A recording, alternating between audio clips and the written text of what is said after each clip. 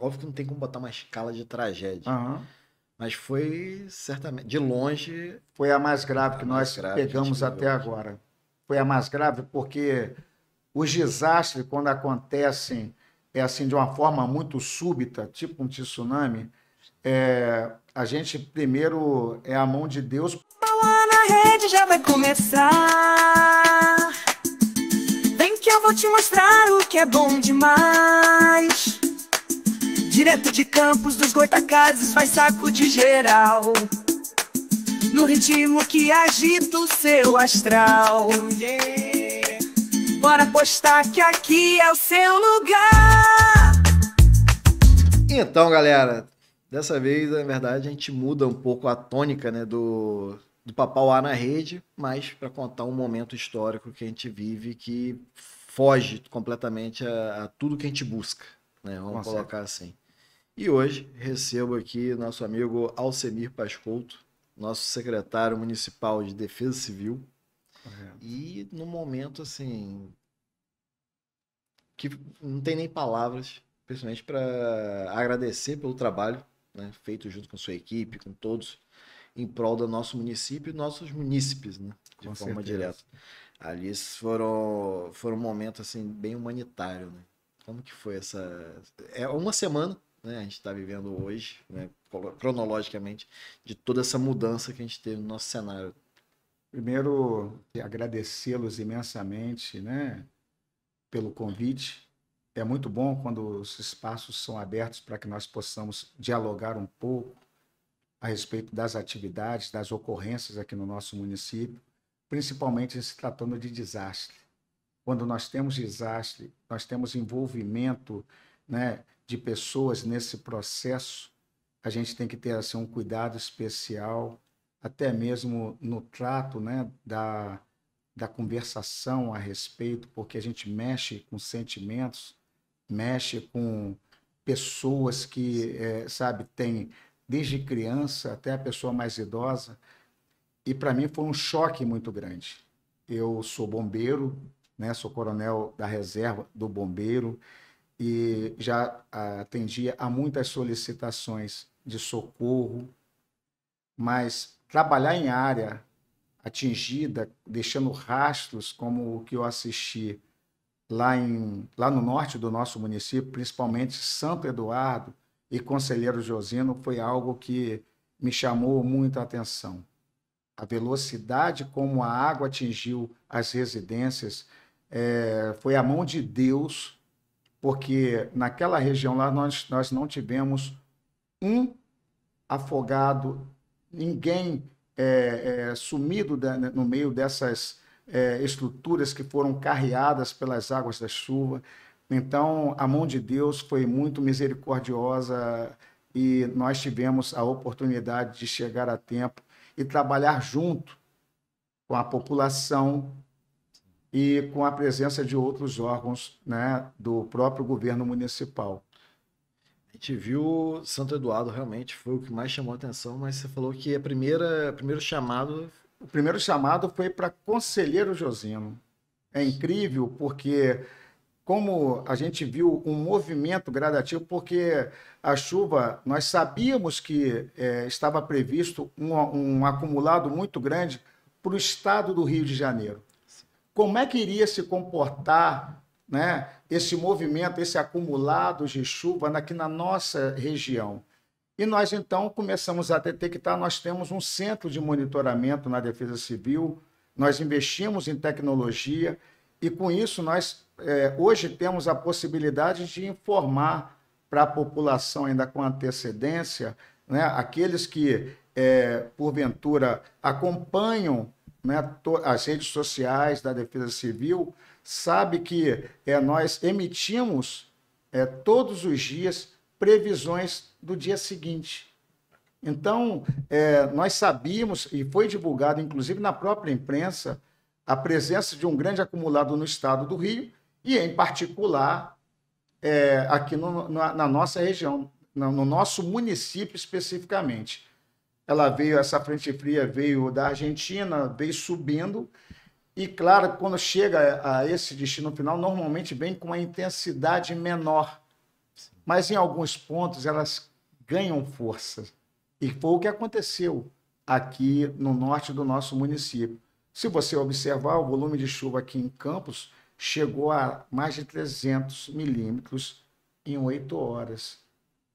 Então, foi o que aconteceu. No norte do nosso município, lá, uma chuva que era esperada e que atingisse essa cota, por exemplo, com 2 meses de chuva na região, em 8 horas, teve um volume e que a estrutura à volta, né, a região é uma região montanhosa, é uma região que as chuvas provocam uma queda muito intensa justamente para a cidade, que está ali como se estivesse num vale.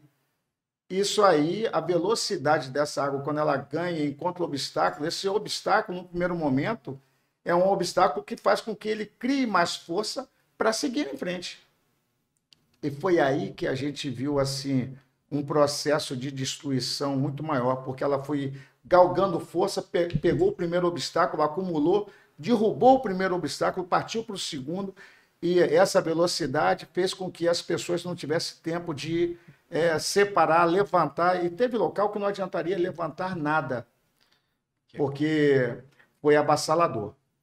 Nós temos imagens aéreas disponíveis na secretaria, nós temos uma série de imagens que mostram, né, a forma assim cruel como aquela cidade foi atingida.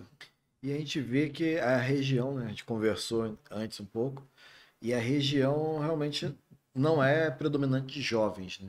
Não. É predominante de pessoas. Isso foi algo que chama muita atenção, porque Santo Eduardo, Morro do Coco, são pessoas que eram naturais daquela região, né? As famílias se formaram lá, e a gente vê um número muito grande de pessoas idosas, e eu vi claramente isso quando eu fui conduzir, trabalhar, trazer de barco pessoas que foram atingidas, pessoas idosas que com demência, com algum tipo de enfermidade e que foi pego de surpresa dentro de suas casas.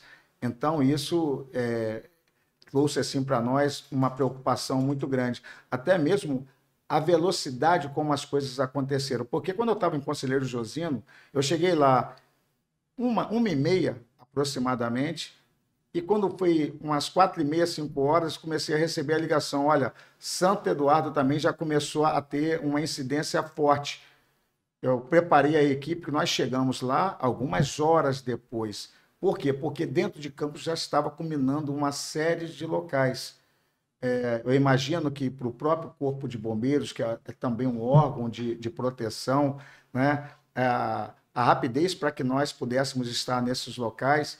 Campos é um município com 4.032 quilômetros, então, para alcançar Santo Eduardo, são pelo menos 2 horas, se tratando de viaturas, né, que tem que ir com cuidado para essa região, entendeu? Chovendo muito. Então, nós trabalhamos em Conselheiros e atuamos mais depois intensamente em Santo Eduardo. A minha equipe hoje ainda está lá, fazendo cadastro de pessoas, verificando através de relatório, porque nós temos que emitir para o governo federal e governo estadual, porque nós declaramos situação de emergência. Sim. Nós estabelecemos o gabinete de crise, porque é um ato jurídico preliminar que é exigido para que nós possamos, então, uma vez estabelecido esse gabinete de crise, que funcionou dentro da Secretaria de Defesa Civil, nós, então, em seguida, diante de já situações de pessoas sendo vitimizadas por todo o ocorrido, nós tivemos a preocupação de logo em seguida, decretar a situação de emergência. Então, foi um trabalho muito grande, porque a exigência do governo federal e do governo estadual para que nós consigamos ter a homologação dessa situação de emergência é muito grande. As exigências na colocação de todos os dados, os relatórios que são emitidos, a forma como as imagens têm que chegar até eles. Então, tem sido assim um trabalho, porque no momento de crise, a Defesa Civil é responsável pela coordenação de todo. O prefeito automaticamente já estabelece, olha, a Defesa Civil vai coordenar tudo. Só que o trabalho não é só da Defesa Civil, são várias secretarias, né, trabalhando no mesmo espaço, mas cada um tendo as suas responsabilidades. Então, esse período, e cada momento, um desses atores, né, tem um papel importante, igual agora nós estamos vendo lá, a limpeza pública está sendo importantíssimo, o CCZ está sendo importantíssimo, a Secretaria de Obras e Agricultura com maquinários está sendo... Então, a Defesa Civil fica como um maestro e também fazendo, com o apoio da Secretaria de Obras e Mobilidade Urbana, fazendo o registro daqueles que não conseguem retornar para as suas residências, porque a ação das águas sobre a estrutura do imóvel não permite que eles agora retornem para esse. Então, é necessário ser colocados no aluguel social, ser colocado em abrigo, mas os abrigos, a gente sabe que as aulas já iniciaram, então nós temos que correr para poder estar oferecendo condições daquelas pessoas desocuparem essas escolas e voltar à rotina normal. Então, esse trabalho que nós estamos fazendo agora, que é um trabalho administrativo de preparar toda essa documentação, decretamos ontem a situação de emergência, num prazo de 3 dias nós conseguimos já compilar dados suficientes. É claro que agora o governo federal ele pode homologar, mas vai exigir de você a complementação de tudo que vai ter que ser dado continuidade para restabelecer a ordem naquele local. Então, está sendo assim um trabalho muito grande no norte por conta disso. Então, de Travessão ali, Giro Faísca, Posto Mangueira, o pessoal que estava ali no Posto Mangueira foi deslocado ali para a Polícia Rodoviária Federal. E de lá, a ADL de Conselheiro Josino levou para uma escola, até que agora nós pudéssemos fazer uma revisão da estrutura onde eles estavam morando, à beira da estrada, e a partir daí, então, eles poderem retornar. A mesma coisa é Conselheiro Josino. Nós tivemos esse primeiro trabalho lá, estamos com a equipe se direcionando para lá para poder ter catalogado e um trabalho conjunto com a Secretaria de Desenvolvimento Humano e Social, porque a gente apresenta o quadro para eles, a gente dá o relatório para eles e vendo a condição do imóvel, aí sim, essa pessoa vai ter que ser submetida, apresentar a documentação necessária para ser enquadrada de acordo com o que está estabelecido nesse relatório, entendeu? E hoje a gente pode pontuar, dentro da sua atuação até hoje, né? Óbvio que não tem como botar uma escala de tragédia, mas foi certamente, de longe... Foi a mais grave que nós pegamos até agora. Foi a mais grave porque... Os desastres, quando acontecem assim, de uma forma muito súbita, tipo um tsunami, a gente primeiro é a mão de Deus, porque lá eu vejo dessa forma. Quando você chega lá e vê as pessoas, por exemplo, num bairro lá, uma localidadezinha chamada Departamento, em que o acesso só podia ser feito através de barco, quando eu vi através de imagem, porque ainda nós tínhamos energia no local, e pessoas filmando quem estava pedindo socorro e a gente buscando mecanismo, sendo solicitado barcos e tal, e a gente verificando a oscilação da água, ela desceu 50 centímetros, elevou mais 10.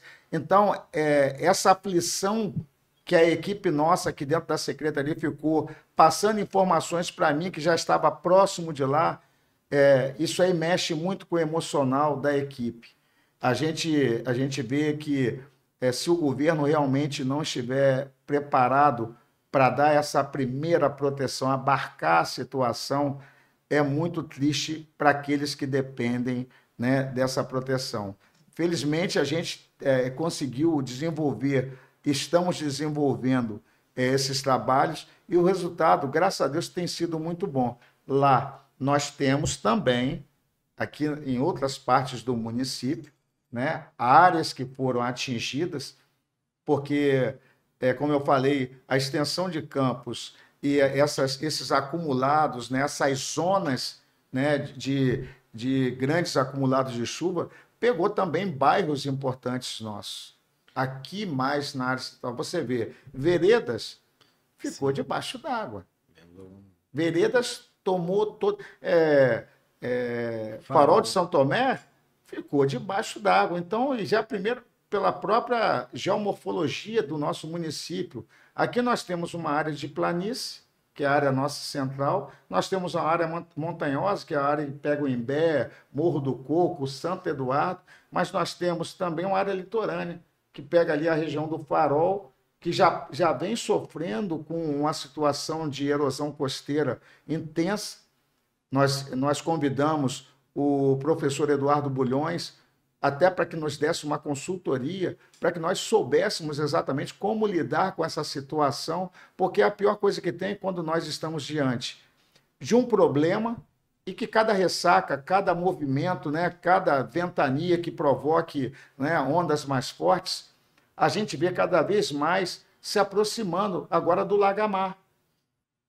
Então, o Lagamar, hoje, quando nós temos ondas mais fortes, já alcança alguns imóveis. Tem pessoas que já têm imóveis sendo agredidos, porque até então só atingiu aquele condomínio Gaivotas, sim, que, né, na época não chegou a ser construído nada, e a partir dali, né, como não tinha construção, não chama tanto atenção. Agora, quando começa a se aproximar mais dos imóveis que nós temos ali naquela região, há uma necessidade de se conhecer até para que nós possamos alertar as pessoas, ver o que pode ser feito para diminuir esse processo erosivo, porque existem trabalhos desenvolvidos em outros estados, em outras regiões, que houve uma compensação dessa perda.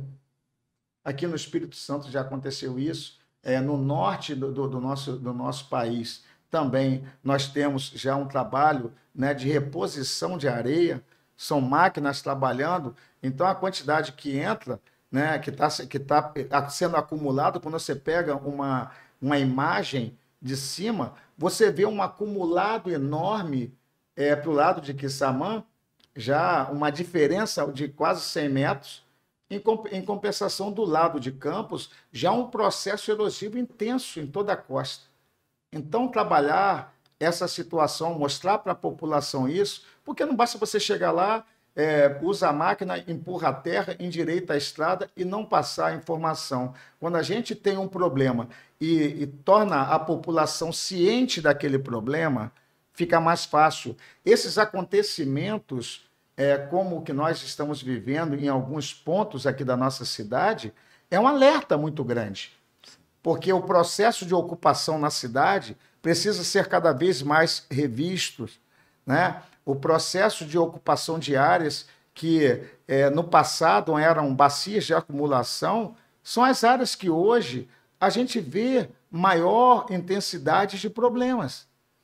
Lá nessas localidades, por exemplo, não existe um projeto específico para proteger essas pessoas nessas construções, não fazem os cortes adequados, né, nas encostas para ter a proteção necessária.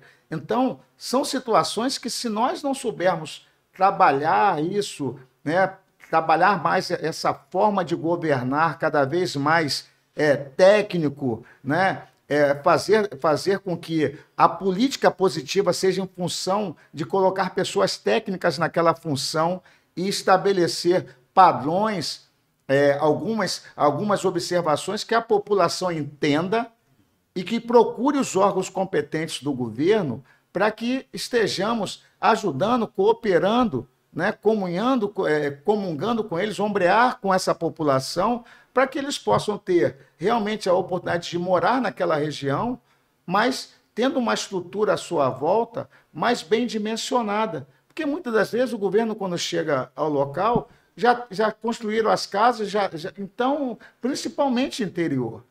Então, é um trabalho que está sendo despertado. Eu acho que hoje a tecnologia, quando a gente tem hoje equipamentos que nos ajudam nesse processo, droner, você tem equipamentos e tem também estruturas tecnológicas para falar a respeito da questão do clima, a questão do tempo, Isso aí, Solo, né? a própria questão do solo. Então, eu penso que o governo, por exemplo, caminha de uma forma assim, obedecendo muito isso aí, porque eu, por exemplo, recebi lá na Secretaria de Defesa Civil geógrafo, geólogo, engenheiro, agrônomo, e isso aí, pedagogo, e essa mentalidade, através de programas de governo, né, tem o Mais Ciência e tem o outro, que é a primeira oportunidade de emprego, esses profissionais que estão saindo desse espaço acadêmico vêm com muito gás. É diferente de você pegar, vem com a cabeça muito boa. E o dinamismo que tem sido dado, eu, por exemplo, eu tenho projetos que hoje estão sendo desenvolvidos pela Defesa Civil, que para mim é questão de honra, né? E a felicidade de poder torná-los, né, já colocados em práticas, né? Defesa Civil na escola, que é para divulgar o espírito de prevenção nas escolas, que é onde nós precisamos trabalhar mais. É aonde a gente precisa fazer com que aquela criança que está na sala de aula chegue em casa e fale para o pai, quando o pai e a mãe deixam o lixo em frente à sua residência, deixa o material de construção vários dias e vem a chuva e carreia toda para um sistema que há uma exigência da população de ruas com asfalto, tudo perfeito, né? Mas, em compensação, ele está tendo uma oportunidade menor de ter essa água absorvida de forma mais rápida. E qual é o único mecanismo? São as galerias, são os bueiros que entram dentro de um sistema, e esse sistema, se não estiver muito perfeito, muito alinhado, se o bueiro estiver sujo, a galeria vai começar a ficar suja, e o cisternão vai ficar sujo, e a água que tem que chegar lá na vala, lá no canal, já não consegue chegar. A gente tem aqui uma realidade, eu vejo muito aqui na... Vamos botar para o lado do centro, eu não vou especificar o bairro. Uhum. As pessoas varrem e literalmente jogam para boca de lobo, achando que ali é... Amigo, some, né? E é muito triste, porque eu sou oriundo de uma campus, eu sou daqui da Rua Santo Antônio, aqui em Guarulhos, a rua era de chão. E as famílias se encontravam de manhã cedo e conheciam uma outra, porque varriam, juntavam o lixo, tinha o zelo e não tinha sistema de saneamento. E aí, com o advento, né, de tanta coisa boa, que você ter o asfalto, você ter as galerias, e as pessoas não estabelecerem uma cultura, você chega em vias importantes aqui do nosso município, o prefeito está fazendo várias vias aqui, todas calçadas, e a pessoa aproveita naquele momento da calada da noite, encosta com carroças, encosta com caminhonete, caminhão. Você vai ali nos fundos do Julião Nogueira, do Boulevard, ali mesmo. Gilberto Cardoso, você vê ali toda a orla aqui do Paraíba, ali, né, tanto a orla 1 quanto a orla 2, né, tanto a de Guarulhos quanto a daqui do centro. Em alguns pontos, não há respeito. E nós temos entulhódromos, eles não querem andar 1 quilômetro. Aqui entendeu? Eu vi recente, até que começou uma obra de restauração, reforma, né? Da Lagoa do Vigário. Sim. Novamente, que foi entregue Sim. há cerca de 6 anos atrás, salvo melhor juízo. Não, já tem. Foi no governo de Rosinha, tem 4, já tem 8 anos, 8 para 9 anos. Mas mesmo assim, você vê, as obras que a gente tinha antigamente durava 50 anos. Sim. Aí você não via esse negócio de 10 anos. E outra coisa, os canais antes... Quebra, os canais antes você limpava e a água era uma água mais límpida. Então, o que acontece hoje?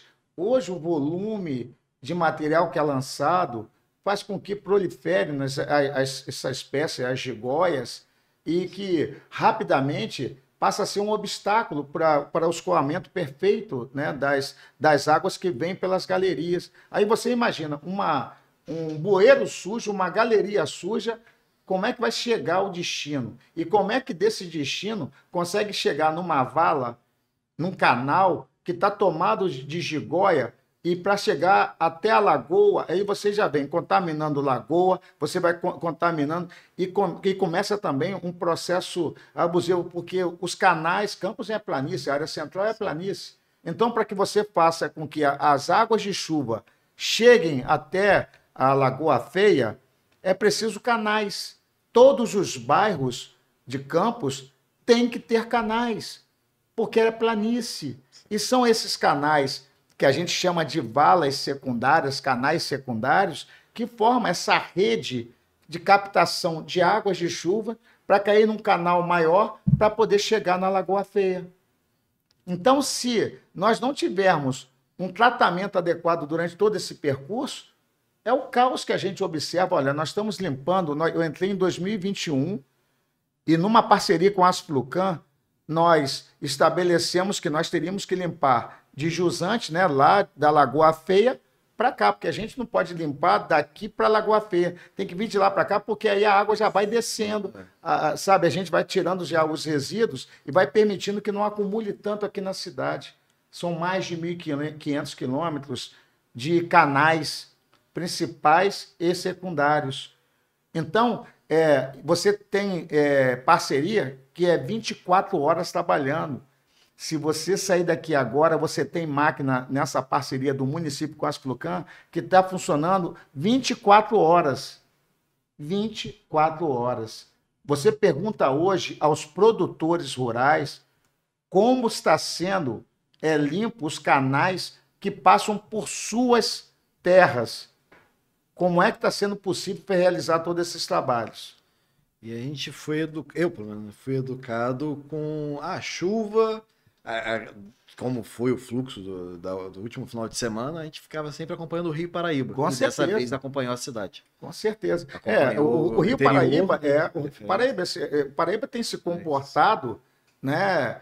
Ainda se fosse numa época em que esse volume de água não fosse retido lá no estado do Rio de Janeiro, porque dos 2/3 da água que deveria vir chegar até aqui para nós, 2/3 fica lá no funil para alimentar Guandu, para alimentar a população do Rio de Janeiro, e 1/3 vem para cá. Então, o que a gente vê? Um Paraíba com assoreamento maior, a gente vê um Paraíba que, num período desses aí, qualquer volume de chuva já vai além do limite dele rapidamente, e a oscilação é muito rápida. Você vê, nessa semana que nós tivemos essas fortes chuvas, nós saímos de 5 ponto alguma coisa, menos de que 5,5, e nós chegamos a 8,24, que já seria a prova para chegar na beira do cais ali, onde funciona ali o Corpo de Bombeiros, aquela plataforma que eles têm ali. Com 8,40 dá ali, já não permite que as viaturas na rampa que tem logo abaixo já se posicionem. Entendeu? Então, essas questões todas, hoje, passa a ser porque tem a calha principal que vem trazendo a água de São Paulo, mas tem também a influência do Pomba, do Muriaé, Paraibuna, Piabanha. Então, você começa a ter que trabalhar essa matemática. Hoje a gente tem tecnologia, mas antes nós não tínhamos. Então, nós brincamos essa semana como é que a gente chega a esse ponto, né? Porque antes começava a chover, eu não tinha dimensão. Pastor, vai continuar essa chuva. Você acha que vai chegar a quanto o volume dessa água aqui na nossa região? E a gente não tinha ideia, porque a gente não conseguia fazer essa matemática de forma adequada. Era difícil você saber qual foi o volume que saiu do Paraibuna e veio para cá para nós. Era difícil nós estabelecermos, né, e chegar para o próprio governo e falar, depois do advento do nosso centro de monitoramento, e por vezes a gente brinca e torce ao mesmo tempo, porque já houve situação de, dentro do governo, falar o seguinte: não, nós vamos chegar, dessa vez, nós vamos passar de 10,40, vamos chegar a 11. E eu falei assim, não vai. E eu, fazendo matemática de tudo que está entrando lá para o funil, vazão lá em Santa Cecília, depois aqui no Pomba, né? E a gente fica analisando tudo isso aí, no final você dá uma matemática que se vai dar para chegar a 11 ou não, E são vitórias constantes. Dessa vez, o pessoal fala assim, não, vai chegar a 8h40, vai subir ali no cais e tal. E eu, conversando com os 2 analistas lá, que fazem essa mensuração, eles fazem um acompanhamento para mim, eles falam assim, não chega a 8h40 não. Já começou a baixar, lá o pombo abaixou, lá o Muriaé também já não vai trazer problema para nós e tal. Deve chegar aí, ó, nessa madrugada chega a 8h20 e tal. Deu 8h24. Hoje, sabe tá quanto? E olha como é que é veloz. Nós estamos com 6h59, 6h39. Então, como é veloz essa oscilação em função desse processo de erosão ao longo desses anos, nós fomos deixando uma briga muito grande, porque a escassez de água aqui na nossa região, querendo ou não, tem trecho do Paraíba que você vai até a metade dele andando sem molhar os pés. Quem vai daqui para São Fidélis, né, tem trecho ali que você sai do asfalto, vai andando, vai até a metade do Paraíba sem molhar os pés. Ali na região do Gambá. Do Gambá. Exatamente. Entendeu? Eu tenho uma casinha ali, então, o que antes passava um canal nos fundos, já você só tem água, só tem terra, areia. Aí forma aquelas pequenas ilhas. Forma as pequenas ilhas, entendeu? E nós temos ilhas que são ocupadas aqui ainda, principalmente naquela área ali, por conta da usina da Fazenda da Pedra ali, né, que é uma área rural. Então, muitos moradores, trabalhadores dali, ocuparam essas ilhas, aí exploram essas ilhas, entendeu? Mas essa formação toda provocada pela escassez de água. Agora, falar aqui na região do Gambá, que eu conheço pouco, tem algumas pequenas que estão, tipo uma vila, tem algumas casas, e são voltadas para o rio. Isso. Essa que é a questão do Belo que eu queria falar. E o impressionante, você vê que a linha de trem passa ali. Como é que num passado, quando foi criado, né, quando resolveram fazer aquela ferrovia ali, dificilmente você vai ver uma ferrovia que você tem água alcançando ela. Bem próximo ali. E ali a gente vê que a diferença, né, da questão urbana, que hoje as casas são feitas de costas pro rio para ser a rede de esgoto. Exatamente. E aí, isso aí é o que ecológicos, exato. Milhares. Não, é o que a gente vê. Se você for ali naquela área do Fundão, se você for ver todas essas margens, a gente trabalha essas questões, fala dos riscos e tal, mas as pessoas, aquela coisa de pertencimento àquela localidade, é algo que vai além do perigo para eles. E hoje existe um trabalho de prevenção junto não só às famílias, mas também às escolas, com as crianças. Sim. Criança para puxar a orelha de pai. É a melhor coisa que tem. Então, dos projetos, nós temos esse projeto Defesa Civil na Escola que tem trazido um resultado excelente. Nós estamos com um trabalho aqui na nossa região com acadêmicos que vieram da UENF. A questão da apicultura, que nós temos muitos chamados por conta de abelhas na nossa região.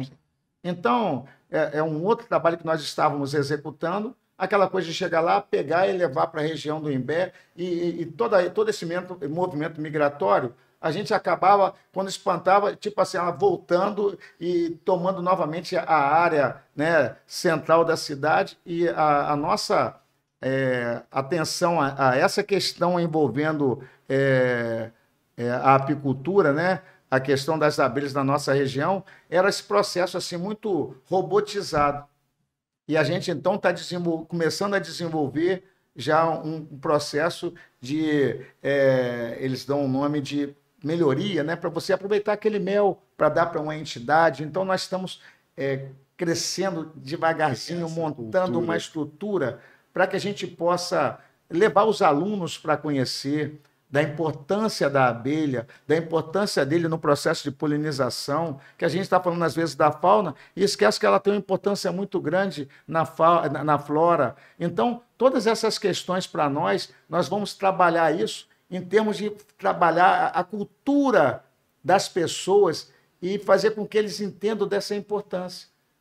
E entendeu? Os riscos também. Os riscos, até porque você sabe os cuidados que tem que ter com algumas abelhas, e a gente tem relatos de mortes de animais, de pessoas, né? São ataques que, se a pessoa for alérgica, tem que ser socorrida de imediato. Então, são projetos que nós, como Defesa Civil, que somos chamados, nós hoje em dia não trabalhamos essa coisa robotizada de chegar no local, praticar um ato. A mesma coisa é o que a gente tem feito. Olha, nós limpamos agora a Tapera. Limpamos toda a região da Tapera ali. Se nós não tivéssemos limpo aquela área da Tapera ali, agora antes dessas chuvas, se nós não tivéssemos limpado toda aquela parte ali da linha do Limão ali em Goitacazes, aquela área todinha estaria debaixo d'água, porque há 15 dias eu acabei resolvendo o problema da linha do Limão, que tinha sofrido com águas naquela localidade, e você vai ver lá as imagens, nossa, do quanto é importante a população estar conosco, do quanto é importante uma comunidade abarcar a responsabilidade de estar ombreado com o governo. Não adianta, se você for ver a quantidade de caminhões que saíram daquele local transportando pneus, poltronas, colchões, resto de móveis, resto de árvores. Então, é um trabalho que as pessoas, né, precisam entender que, se eles construírem nas margens de um canal que precisa ser limpo de pelo menos de 6 em 6 meses, e é o que a gente tem tentado fazer. Nós pegamos esse município aqui com um volume de lixo dentro dos canais. Hoje eu falo para você que nós terminamos o governo com 60% a 70% dessa estrutura mais trabalhada, com maior velocidade no escoamento. Eu acredito que, se mantiverem uma política de governo focada em cada vez mais trabalhar esse trabalho de conscientização da população, os resultados tendem a melhorar muito. Até porque Campos é uma cidade bastante ordeira. O número de pessoas que gostam de ver a cidade limpa é muito grande. Agora, existe uma minoria que não entende a importância de proteger o meio ambiente, não tem amor ao lugar onde mora. E, sem contar, já viu aquele processo de migração? Bom, o cara mora aqui no Parque Leopoldina. Não vai ficar aqui no Parque Leopoldina, não. Aí chega ali no Esplanada, joga no Esplanada. E o Esplanada, por sua vez, se conseguir alguém para mobilizar, para tirar, vai jogar. Então, fica nesse, sabe, aonde vão colocar o corpo? Não, então vai rodando de lugar para lugar. Então, é isso que a gente quer estabelecer, uma cultura em que eles façam parte desse processo. Estamos trabalhando isso através das redes sociais. Nós temos as associações, nós temos pessoas dentro dos bairros. Julião Nogueira tem pessoas ali que ligam para nós, ficam ali no nosso pé e, no primeiro momento, são até meio que bravos conosco, e a gente tem que, aos poucos, mostrando, porque ele vem de um passado em que não era ouvido. E que agora que a gente senta ali e impõe respeito mútuo, então há uma credibilidade àquilo que a gente está fazendo, e também respostas deles a essas questões que a gente está sempre... Só que eles falam mesmo, a gente fica exposto demais, porque um carroceiro, quando vem, quer puxar facão.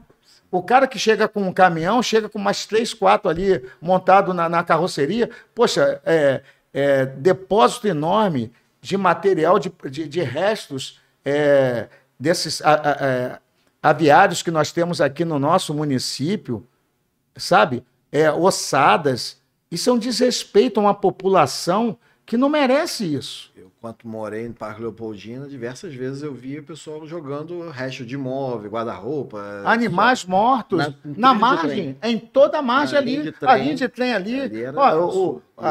A transformação que nós fizemos em transformar aqueles espaços ali agora em corredores mesmo, para as pessoas poderem caminhar, transformar esses ambientes, humaniza, né?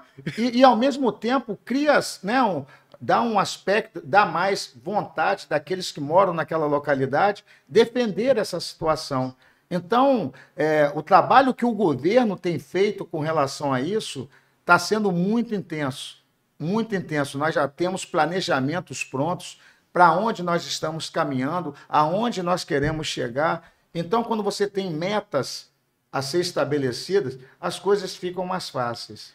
E outra questão, na verdade, voltando à semana passada, com relação aos números de desalojados, desabrigados e pessoas que ainda necessitam da ajuda, né, que a gente pode trazer através dos nossos... Olha, eu até falo, nós estamos já fazendo o levantamento e repassamos para o próprio governo de que esses acumulados de chuvas agora já vão estar estabilizando.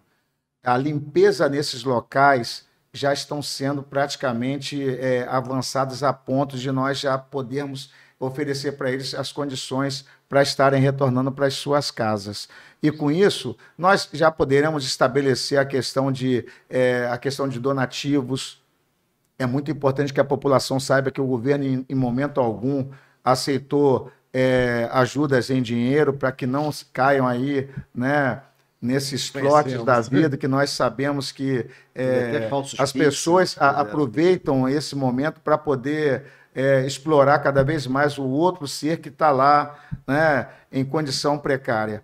Então, nós acreditamos que esses poucos que ainda estão, né, na igreja, lá em Santo Eduardo, nesse galpão, ontem, quando eu trabalhei lá, foi possível já observar um movimento intenso para permitir, principalmente as pessoas que estão acamadas, porque essas pessoas, a gente já dando condições de estar retornando devagar, estamos limpando as casas, está sendo um trabalho de deixar portas abertas, janelas abertas, para poder arejar bastante. Então, a Secretaria de Desenvolvimento Humano e Social tem trabalhado muito essa questão dos donativos, separando bem. Então, a dor dessas pessoas da perda é um pouco amenizada, porque esse lado humanitário que o brasileiro tem, que o campista tem, é algo assim que surpreende, porque o que eu vi chegando de água, roupa, né? Água, dos pets. E sabe aquela coisa assim de você ver aquela pessoa receber aquele sapatinho ali direitinho, aquela preocupação de mandar coisas que podem ser utilizadas ainda, coisas limpas, né? Sabe, aquele cuidado de separar adequadamente só camisa, só calça, as fraldas tudo dentro de sacos direitinho. Então, sabe, o zelo... sabe, o que eu não uso, o brasileiro tem muito dessa coisa desses momentos de comoção. Então, eles são muito aguerridos e buscam... E a lágrima vem forte, meu amigo. Nessa hora esquece fardo. Dessa vez, eu tive a oportunidade de estar com a primeira-dama do município nesses lugares. E aí é muito difícil. É muito difícil nós encararmos ali de perto, né? Mas eu vi todos os órgãos aí trabalhando de forma acentuada e trazendo bons resultados. Então, aí a gente vê, né, que, óbvio, fatores da natureza, mas, como você falou, a ciência hoje está dando esse suporte.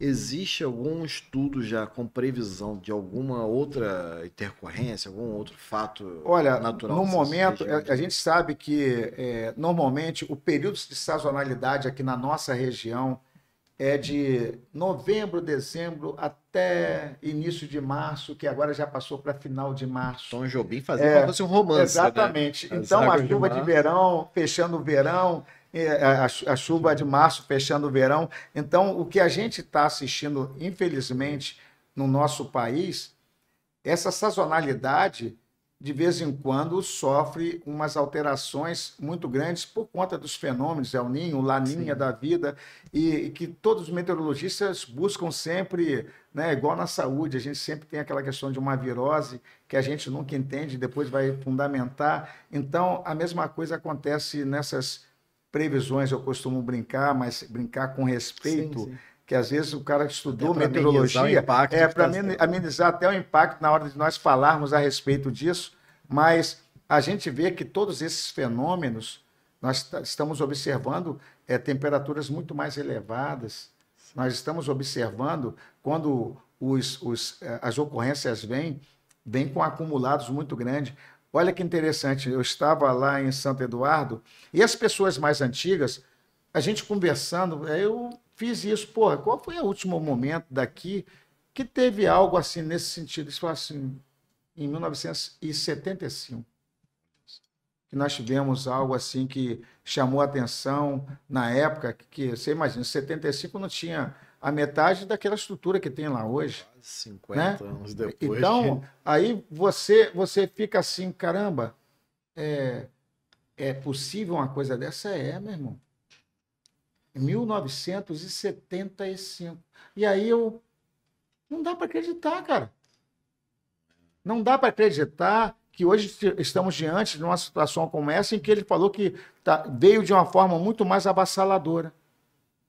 Então, são pessoas que viveram dois momentos diferentes e viram que o quanto foi difícil e como está sendo difícil hoje, porque você imagina quando você é novo, né? Você está construindo a sua vida. Agora, você quando chega, né, com uma idade já mais madura, você tem seus móveis lá, você tem seus pertences, você tem coisas que você guarda, aquele valor, né, aquele sentimento, né, de coisas que pertenceu à mãe. E da noite para o dia você joga fora todas essas lembranças. Todas as lembranças. Uma coisa que tem até no Instagram nosso uma imagem que eu entrei numa casa, a senhora falou assim, não entra, por favor. E aí eu entrei com ela. A água estava no joelho e ela foi mostrando para mim. Aí ela falou assim, olha, minha filha, e essa aqui, ó, é a mochila dela, a mochila com os estudos, com todo o material de escola dela. Olha as roupas, meu irmão, não sobrou nada. Nada. Os móveis todos. E a coisa que também chamou muita atenção, os eletrodomésticos, todos empilhados na rua.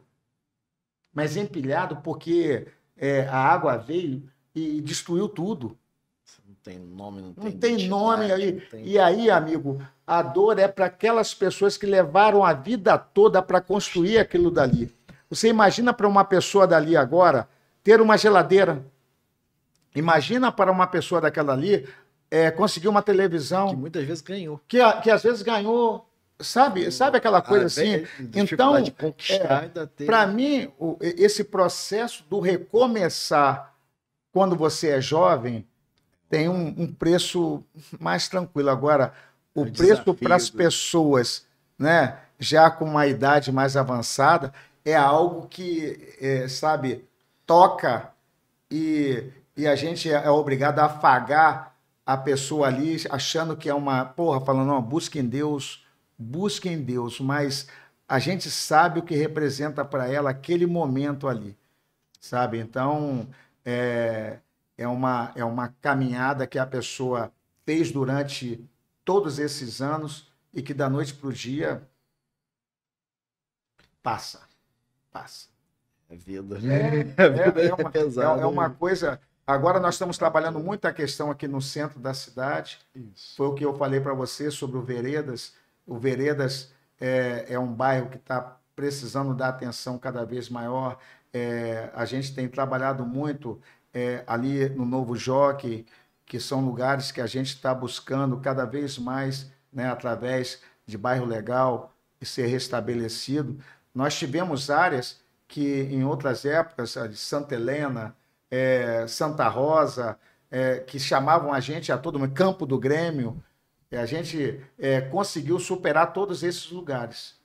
Se a população nos ajudar, se nós conseguirmos manter essa parceria de termos todas as bombas funcionando, as cisternas limpas, nós teremos cada vez mais certeza de que nós estamos mitigando a possibilidade de um desastre maior. Se nós agora aproveitarmos o que aconteceu lá e estudarmos mecanismos para que, no momento de chuvas fortes, essas águas não cheguem com tanta intensidade a essas casas, ver um trabalho conjunto de secretarias de obras, secretaria de mobilidade urbana, secretaria de agricultura, né, a defesa civil. Então, juntar esses órgãos, trabalhar muito essas questões envolvendo essas áreas sensíveis que são isoladas. são áreas montanhosas com características totalmente diferentes da nossa área central. Então, nós temos que aproveitar agora tudo isso que aconteceu e levar para o laboratório, que essa comissão, esse laboratório em que cada um vai falar o que pode ser feito ali para nós minimizarmos isso. Porque as pessoas que moram lá contam exatamente como começou, por onde começou e como percorreu. Então, tem condições de nós, então, avaliarmos essas questões e buscarmos mitigar esse quadro. Você vai reduzir a possibilidade de destruição e de agressão de forma tão acentuada. A gente vê isso aqui em Cardoso Moreira. Cardoso Moreira, a cota para que o Rio Muriaé atingisse a eles ali era 4,50 metros e tal. Hoje, para atingir a cidade, eles criaram uma rede de proteção maior em que a cota de 4,50 já não atinge da forma como atingia antes. Então, quando você trabalha, né, sabe, cada vez mais de forma técnica, não criar essa cultura de vai ali, dá um jeitinho, dá uma coberturazinha naquela areazinha ali. Esse trabalho não funciona. Esse trabalho não funciona. É preciso que todos os órgãos do município agora trazer, né, consultores, né, que conhecem bem essa situação e dividir essas informações e construir algo sustentável e apresentar aqui para nós, aqui no nosso município. Com certeza. E eu acho que, óbvio, para finalizar, a gente deixar o contato, como que faz quando a pessoa tem essa questão de risco, né, que ela está vendo, que está vivendo no local, para avisar vocês.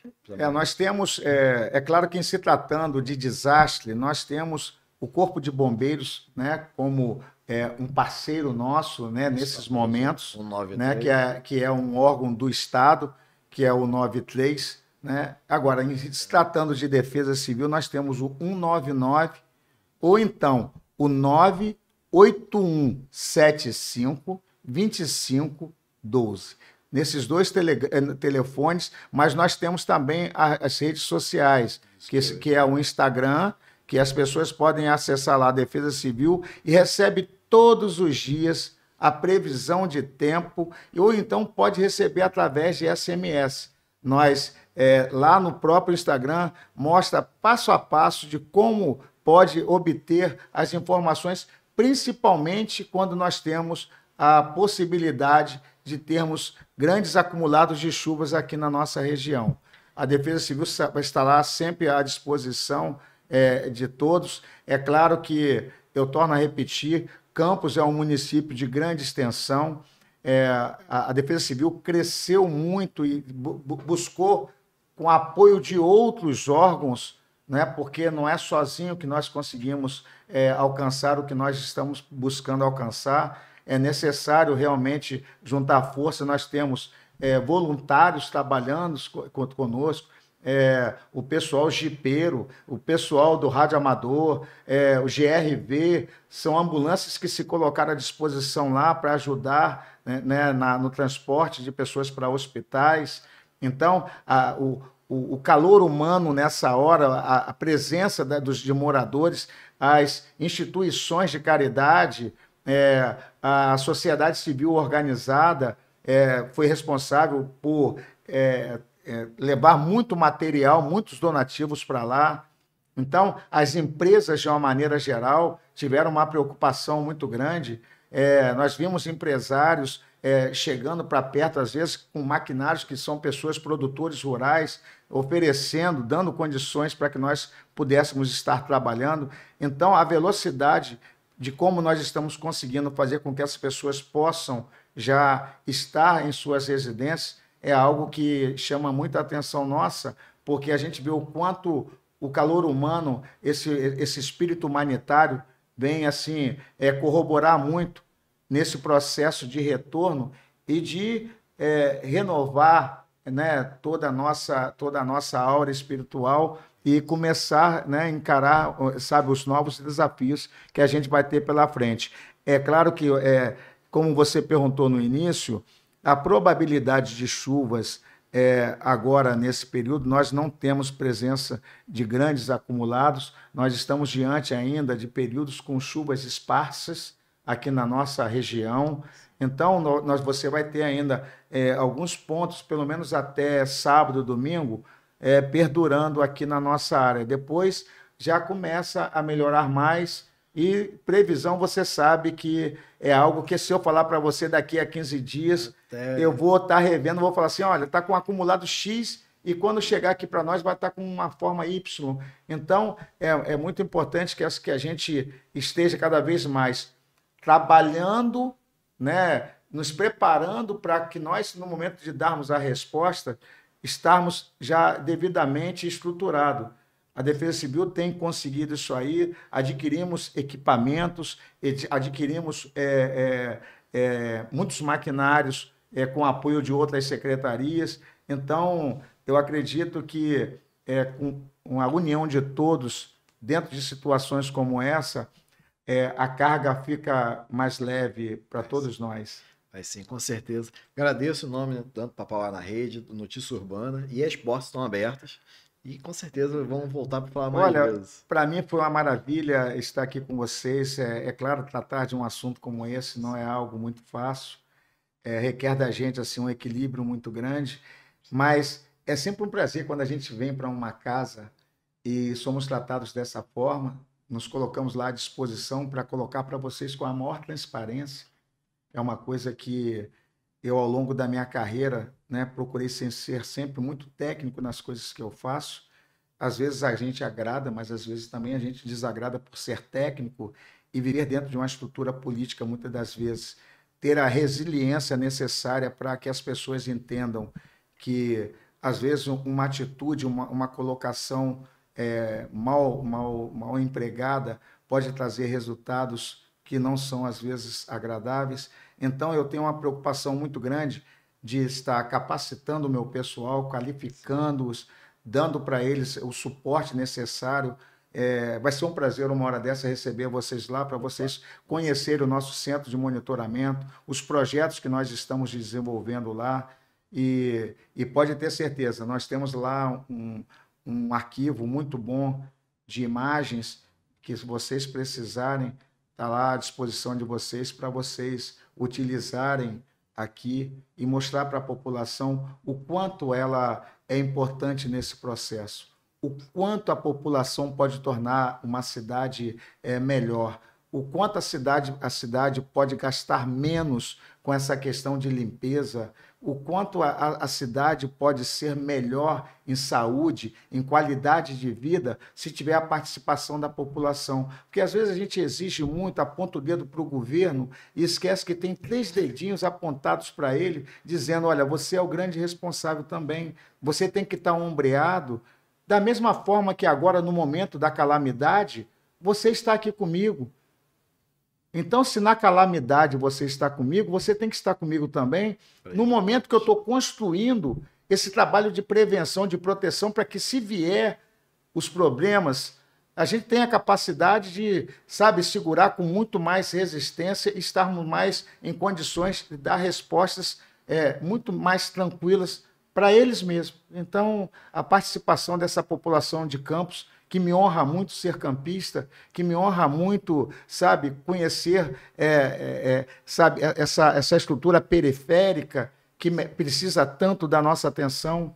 Eu sou oriundo da Rua Santo Antônio, uma população que, quando eu vou lá e vejo pessoas, a minha professora, a família Salgado que está ali, que me trata com o maior carinho. Então, essa história que a gente constrói dentro de uma cidade faz com que o amor da gente, esse pertencimento aqui, faz com que nos sintamos cada vez mais fortalecidos. E às vezes a gente não entende de onde vem a energia para estar num momento como aquele, 1h da manhã, 2h da manhã, E eu sei que muitas das vezes as pessoas querem que sejamos em outros lugares ao mesmo tempo, mas é difícil para uma cidade com a nossa extensão, mas ninguém deixou de ser atendido por nós. Ninguém que chamou, mesmo que cheguemos, não na hora exata que eles estavam precisando, mas não faltou para eles a bomba que está sendo colocada, teve local que eu tive que colocar a bomba e deixar um único elemento tomando conta, para poder colocar bomba em outros lugares, para poder botar a estrutura, para chegar perto da população que está mais precisando. Então, isso é gratificante para mim e é o que a gente, sabe, vai levar dessa vida. E vocês estão proporcionando para mim a oportunidade de passar para a população esse conhecimento e da importância deles estarem conosco. Muito obrigado aí por tudo. Está sempre aqui. Obrigado, parabéns pelo brilhante trabalho. E levo também para os colegas, toda a equipe, né? A gente sabe que tem um grupo grande e principalmente até os voluntários também. Vai ter contato com muitos deles. O meu agradecimento aí para todos eles, porque estão sendo muito importantes nesse momento. E em breve estaremos juntos. Valeu, muito obrigado. Obrigadão. Por tudo. Valeu, galera. Um forte abraço e até mais. Vem comigo, vem postar, vem. Compartilhamentos e muita curtição, seu like não pode parar. Vamos juntos nessa, não tenho que deletar.